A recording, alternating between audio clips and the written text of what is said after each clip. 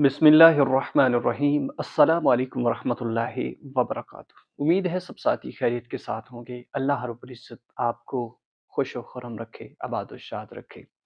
आज की वीडियो ख्वाब के हवाले से है कि आप अमूमन ज़िंदगी में अच्छे और बुरे ख्वाब इंसान हर कोई देखता रहता है।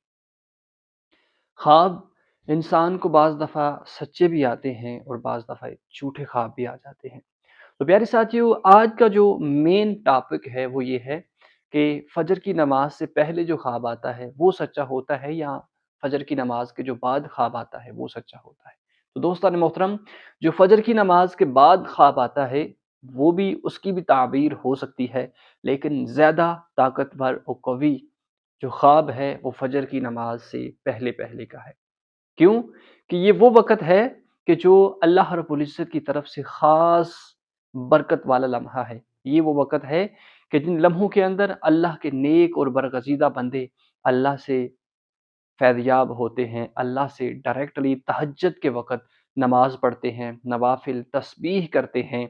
इस वक़्त को बड़ा ही हदीस पाक के अंदर भी बरकत वाला वक़्त कहा गया है। इसलिए इन लम्हों के अंदर जो भी ख्वाब आता है वो बड़ा ही हकीकत पर मबनी, पक्का और सच्चा होता है। दूसरे नंबर पर जो बात है प्यारे साथियों, कि जो जितना ज़्यादा परहेज़गार होता है, जो जितना ज़्यादा इबादत गुज़ार होता है, उतना ही उसका ख़्वाब भी जो है, उतना ही मज़बूत होगा, उसके ज़्यादा होने के चांसेस होंगे। अब बाज़ लोग ऐसे होते हैं कि जिनको 12 बजे से पहले-पहले ख़्वाब आता है, जैसे ही सोते हैं, तो वो कोई डरावना ख़्वाब देख के डर जाते हैं, उठ जाते हैं। तो दोस्तान मोहतरम, तहज्जुद की नमाज़ के लिए थोड़ा-सा सो लेना लाज़मी है। याद रखिएगा, जो पहले ख्वाब आ गया उसकी ताबीर भी कुछ न कुछ होगी, उसकी ताबीर भी कुछ न कुछ बनेगी।